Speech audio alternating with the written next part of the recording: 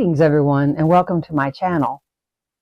I'm Lady Starfire and today I want to bring you some information for, it could be beginners,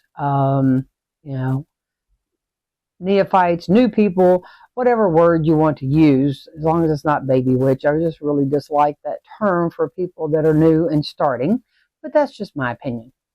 If you want to call yourself a baby witch, that's your choice. Just don't let anybody put you in that position. I prefer newbie or neophyte. If you're learning, then you become a neophyte. Either way, this is for people who are starting off, or maybe people that have been working on it for a while but haven't really had a teacher. So I may cover some things I've covered in some of the other videos, but I wanted to just try to put together one video that kind of gives you some areas to start in. Okay, so first thing I want to tell you is don't try to learn it all today. Okay, it's just not going to happen. Your head will explode if you try to cram everything in it right now. We all want to learn all the information and have all the knowledge now. It just doesn't happen that way. I've been studying for 50 years and I still learn things, and there's still things I don't know. Maybe it's because it's just not my thing. It's like runes. Runes are not my thing. And I look at them, I see a bunch of lines. That's me. Other people see them and they can divine with them and do all sorts of things because everybody's different. And, each path is different. And what things you add in or exclude or whatever is all up to you, and it may change over time, and that's okay too. So one of the first things I want to tell you is study. Study everything you can get your hands on, and figure out what feels right to you. As you are studying something and something really seems to click, write it down. This is where your spiral notebook comes in really handy, so that you can write things down. Write down everything that that you learn, everything that just really seems to coincide with you. This is starting your first book of shadows, which we talked about in a previous video. But in this, by writing things down, it connects. You read it, and if you read something out loud, you're using a lot of senses here, because you've got your voice, you have your eyes, you have your hearing, and then now you write it down. It just seems to lodge it into your brain a whole lot better, and it helps with your retention. But by writing these things down, it also gives you a place to come back to, when you go, man, I know I read about that, I know I have that information. Well, boom, there it is. And section things off. So when you're learning about herbs, and that's a great thing to learn. Learn everything you can about herbs. Even if it's not necessarily going to be your thing, you still need to understand them, because you're going to be working with them as a general rule when you're working magic of any kind, doing witchcraft. Herbs are a part of that. We mix them into our incense or just burn them on charcoal. Well, you need to understand which herbs have which properties. Also, which ones are safe to actually burn, because inhaling the smoke of some things can be bad as ingesting it, and that can be very dangerous. So you need to learn about them, and this is something else to write down and categorize them. It might be easier for you. Instead of just having a list of herbs, I would still do them in alphabetical order to make it easier for you to find something. But, you have your category for money herbs and love herbs and protection herbs and all that, and the oils that go with them, because the oils come from those herbs. So, some things you can use the oil in place of the herb. There's some things that they just don't seem to make oils from on certain herbs, so then you have to use the herb. But these are things that to be studying on. Doesn't mean try to learn every one of them today. It means start today and make sure that you do something every day. Make it a ritual, something that you do. We talked about rituals and spells, and you need to start a ritual if you don't already have one, whether it's get up in the morning, welcome the sun, welcome the moon at night, get up with a meditation, whatever it is, you need to get in that habit of doing it every day and study some every day. Okay, so what? Yes, you work a job and, you have kids and whatever. You can take a certain amount of time out every day for yourself and for your studies. 15 minutes, 30 minutes, an hour, whatever it is. If this path is important, to you and for you in your life, then you will take that time. Because if you don't, it'll just kind of fade off into the sunset. So take that time, set aside, try to make it a certain time every day. And then that way it is part of your routine. Because, you get up, you get ready for work, you go to work, you come home, you fix supper, you get the kids their bath, send them to bed, and now what? All right, so now maybe is your time to study. Maybe it's in the morning before anybody else gets up, having your coffee, do a little reading, whatever it is. And for those that really want to learn about herbs and oils, yes, you can go to the internet, but I highly recommend Scott Cunningham's book, Encyclopedia of Magical Herbs. It was written in the 1970s, but it is still one of the best herb books out there. Now, I'm sure there are probably some other ones. That is just the one that is my go-to whenever I need to know something, because there are so many, and it is very difficult to remember the properties of all of them. I know I used to remember a lot more of them than I do now, because the more you work with something, the more you remember it. And when you don't work with it, the information's still hiding in filing cabinets up there somewhere, but it's just not readily available. So do these things every day. Make it a point every day to do something. Learn about stones, your different gemstones and what they do, because they do more than one thing. Tiger's eye, great for protection. It's also great for, having people tell the truth and many other things. So learn what different things each stone does so that say you're led to get a stone, for a certain thing. What is it that I need? You can refer to your list that you've made and go, oh yeah, rhodonite, that's great for impasse. I think I need one of those. Okay, there you go. So, but there's a lot of different things for you to work on. Like I said, your herbs, your oils, your stones, that's just a part of it. Also, you want to make sure that you know what tools are used, within the magical life. I did do a video on that early on. You can go back and I'll try to remember to post that up here, a link to it to help you out. But you need to learn about, the tools, and what's okay to use when and where. What are the basic tools that we need?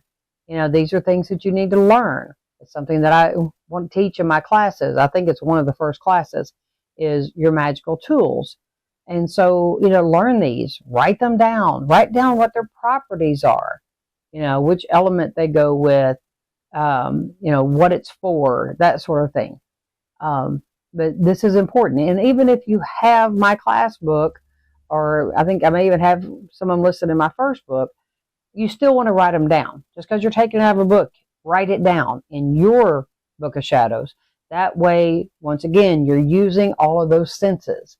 And, we have them, might as well put them to use and to help us to learn better, okay? Learn about different paths, to help you figure out which path you want to be on, or which, do you want even to have a title to your magic? A kitchen witch, a green witch, Wicca, Druid, Norse, whatever the path is. Learn about the different ones and see what resonates. And just because you start on one and then later on it just doesn't quite seem to jive, but now you found another interest because you've grown, it's fine. A lot of people start off with Wicca, And then after a period of time, maybe it's not as fulfilling to them anymore because they've, kind of grown in a different direction. Or maybe a god or goddess from another pantheon has went, hey, hello, come work with us. And it feels right to you. Then that's what you do.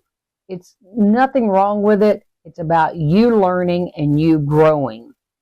Work on learning the different paths so that you can start trying things and figure out what feels right to you. One of the other tools that we use in our magical working is candles. Learn about the different types of candles, the colors associated with those candles and what those color associations do. Once again, I have a video on color correspondences and stuff, and we'll try to remember to get it posted up here. If not, you can definitely find it, on my channel. But learn these things. Once again, write it down in your book because you're going to be using them a lot, whether it's masculine or feminine. The fact that we use a black candle to represent the god and a white candle for the goddess, or you can use gold for the god and silver for the goddess. But these are important, but there's other things that those colors do. So you want to learn all of this, as much as you can and continue to learn it. Because you may come across something one day that says, oh, wow, I never knew you could use that color for that too. So it's okay. Use things as you find it and as it feels right to you. I know people that use green for healing. Green to me is all about prosperity and maybe even earth. I use blue for healing because that's what feels right to me. And it's okay either way. Go with what feels right to you. Another thing that you want to learn about is different correspondences. Now, there's planetary correspondence. There's, different metal correspondences. There's all sorts of things. Once again, this is something you're going to build on over time. It's not something you're going to rush out and try to learn it all right now. And some of it you don't necessarily want to try to cram into your head. It's not something you're going to use often enough. But there are various types of correspondences that you will need to know and will want to know. Some of the planetary stuff and the planetary hours and the time to do this and that. Some people use it, some people don't. I do have the charts in the back of my first book for people that want to learn them or want to use it. It's a simple thing of, if I need to do a spell, I'm going to do it right now. I'm not going to wait, 10 days, 5 days, whatever, and get up at 3 o'clock in the morning because that's the particular hour and day that goes with that planet that rules over this that I want to do. No, not going to do that. It's not to say that it's a bad thing to do, and it's okay if that's what you want to do and that's what works for you, because it does add, more energies to your magical workings, to your spell work. And that's fine. Just remember to do what feels right to you. It's just, if I need it now, I'm going to do it now. I'm not going to wait for that. If I can wait for then, and it's something I need bad enough that I really want to add some extra oomph to, then yes, and that's what I'm going to do. But I'm going to go to my chart and I'm going to figure it out. It's not something I feel that I need to shove those charts, into my head to remember, which planet, which day, which hour, and all that kind of stuff. It's just, for me personally, it's too much. There are people that think, that that's great and they really want to learn that. And, that's their thing. More power to you. I praise you. It's just not something that I do. But if you're going to do that, you also need to learn the symbols for each of the planets and all that kind of thing. So, learn everything you can. Okay. Read it all. Whether it's something you want to retain in your brain or something you just want to have, as a reference in your personal book, then that's what you do. Okay. Whatever feels right to you. Something else really important is learn about casting a circle. Find a right way to do it, a safe way to do it. You may change it some later. In my class book, I do teach a very safe way to cast a circle. You can change out, who you call for the quarters, different things if that's your choice. But you need to have a safe way to cast a circle, and you need to learn to do that, because there's a lot of things that are better done inside of a magical circle. It's also something whenever you need protection or something's going on and you need that extra layer of protection and safety, you cast a circle and then you can sit inside of it. It's a great thing to do when you meditate, is do it inside of a protective circle, and it helps protect, your body and your mind, and where nothing can mess with you because you're inside of a safe space. But the most important thing here is do something every day. If you start going, oh, well, I'm kind of tired, I'll do that tomorrow. And then tomorrow comes and, well, I'll do that tomorrow. And pretty soon a week has gone by, a month's gone by, a year has gone by, and you've done nothing. And then you're complaining because you don't know how to do things. Or you just give up altogether and just go about your mundane life. And if that's your choice, that's okay too. But if you want to learn this life and walk this life, then, you find a way every day to do something. I'm not saying you got to do full rituals every day or anything like that, but do something, whether it's study, watching my videos and learning something from this. Take notes. When you're watching my videos and I'm teaching you something, get your notebook out and take notes. That way you can remember, those important things. Hit pause, write it down, hit play again if you need to. That's fine. But learn everything you can if you're wanting to walk this life. If you want to be good at your magic, good at your witchcraft, and witchcraft is not a bad thing, okay? So I'll throw that one out there on this. Learn this. Witchcraft is an action. It is neither good nor bad. The good or bad comes from the intent of the practitioner. Okay? So there you go. Otherwise, it is simply an action of putting together items, candles, herbs, incense, whatever, okay? And trying to create a positive outcome or an outcome in general. It can be a negative outcome. Don't recommend it. But that's all that is. It's a prayer. A prayer is a spell, which is witchcraft. Okay? So no matter what path you walk, if you are raising energy and putting it forth for something, then you're practicing witchcraft. Plain and simple. So I hope all these things help you. I hope you are either going back and rewatching this and pausing to take down your notes, if you don't already have these. If you do, thank you for watching anyway, because you never know what little tidbit might get thrown in here that you didn't know. Even though you're not a beginner, maybe you didn't learn specific things. And so I try to tailor my stuff for everybody. But leave me a comment. Let me know what you think. Is there something else that you need to know as, somebody that's starting off? I do have a second part coming to this.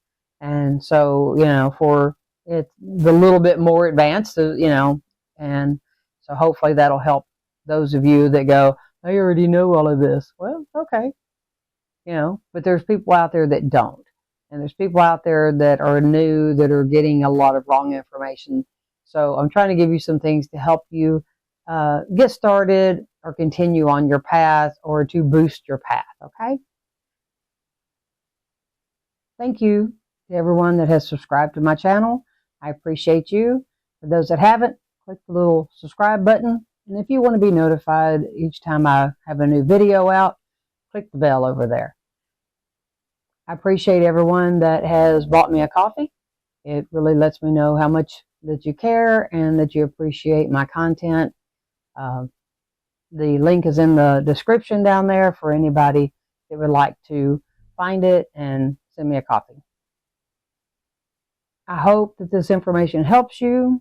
Look forward to part 2 coming up, and I'll see how much more information that I can give to you to help you on your path. So until the next time, everyone have a wonderful and beautiful day, and blessed be.